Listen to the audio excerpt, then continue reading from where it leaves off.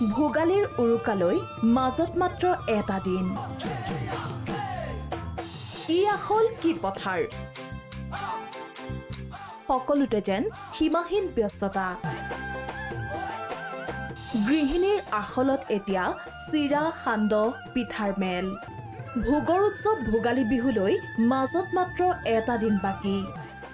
ভোগালীক আদৰিবলৈ সাজু হৈছে ৰাজ্যবাসী। গাঁৱৰ ডেকাহঁতে যিদৰে ভেলাঘৰ মেজি নিৰ্মাণ কৰাত ব্যস্ত হৈছে, ঠিক তেনেকৈ আখলত পিঠা পনা প্ৰস্তুত কৰাত ব্যস্ত হৈ পৰিছে ঘৰৰ গৃহিণীসকল।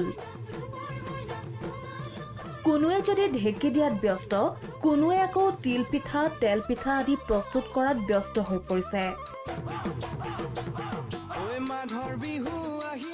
সমান্তৰালভাৱে দৈ ক্ৰীম চুঙা পিঠা বিভিন্ন প্ৰকাৰৰ লাড়ু চিৰা সান্দহ কোমল চাউল গুড় আখৈ আদিৰে ভৰি পৰিছে ভোগালীৰ বজাৰ। ব্যতিক্ৰম নহয় অভয়াপুৰীতো। অভয়াপুৰীত আজিয়ে জ্বলিল মেজি ঘৰ।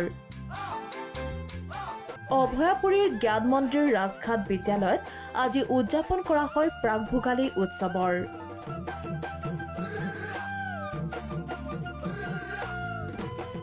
বিশেষকৈ ছাত্ৰ ছাত্ৰীসকলক মাঘ বিহুৰ পৰম্পৰা ৰীতি নীতি আদি পৰিচয় কৰি দিয়াৰ উদ্দেশ্যেৰে আজি বিদ্যালয় কৰ্তৃপক্ষই আয়োজন কৰে এই প্ৰাক ভোগালী উৎসৱৰ। শ্ৰী শ্ৰী জ্ঞান মন্দিৰ বিদ্যালয়ৰ তৰফৰ পৰা অসমবাসীক আগন্তুক ভোগালী বিহুৰ শুভেচ্ছা জ্ঞাপন কৰিছোঁ। আৰু আজি আমি আমাৰ শ্ৰী শ্ৰী জ্ঞান মন্দিৰ ৰাজঘাট বিদ্যালয়ত প্ৰাক ভোগালী উৎসৱ পালন কৰিছোঁ।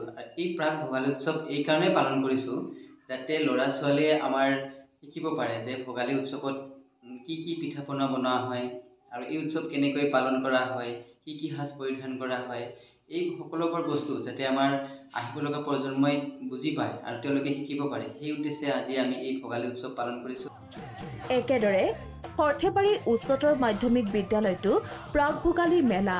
সৰ্থেবাৰী উচ্চতৰ মাধ্যমিক বিদ্যালয়ৰ ছাত্ৰ ছাত্ৰীসকলৰ লগতে শিক্ষক শিক্ষয়িত্ৰীসকলেও ভোগালী বিহুৰ পিঠা পনা বনোৱাত ব্যস্ত হৈ পৰে। এইদৰে বিহু গীত গাই পিঠা পনা বনোৱাত ব্যস্ত এইসকল ছাত্ৰ ছাত্ৰী। আচলতে হল সৰ্থেবাৰী উচ্চতৰ মাধ্যমিক বিদ্যালয় প্ৰতি বৰ্ষত এনেকুৱা ধৰণে প্ৰাক ভোগালী বিহু উদযাপন কৰা হয়।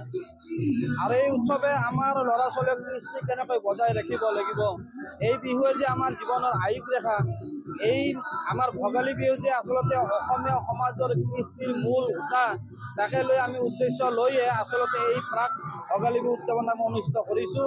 আমি আশা ৰাখিছোঁ প্ৰতিজন ল'ৰা ছোৱালীয়ে একাডেমিক শৈক্ষিক পৰিৱেশৰ লগতে অশৈক্ষিক কামতো যাতে পাৰ্গতাৰী দেখুৱাব পাৰে, আমাৰ ল'ৰা ছোৱালী যাতে অসমীয়া জাতিৰ সত্তাটো কঢ়িয়াই নিব পাৰে, সেই উদ্দেশ্যে আমি সকলো ল'ৰা ছোৱালীক এই প্ৰাক ভোগালী বিহু উৎসৱৰ সম্পৰ্কত আমি এনেকৈ আয়োজন কৰিছোঁ।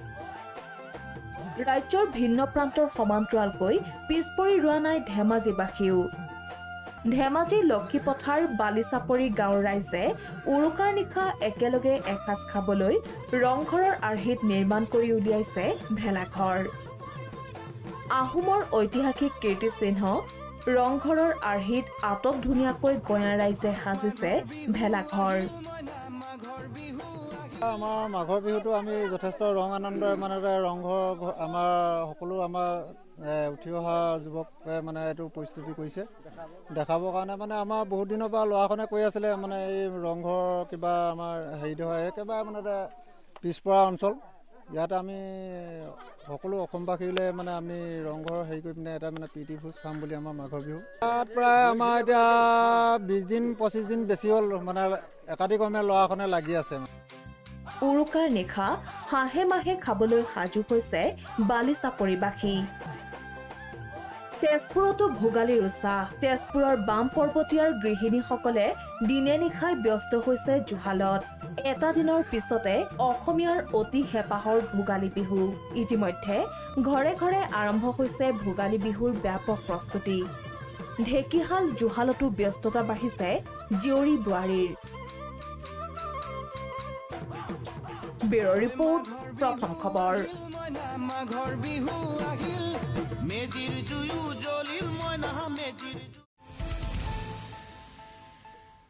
अन्नपूर्णा काव घी देश के हर एक खाने को लजीज बनाता है।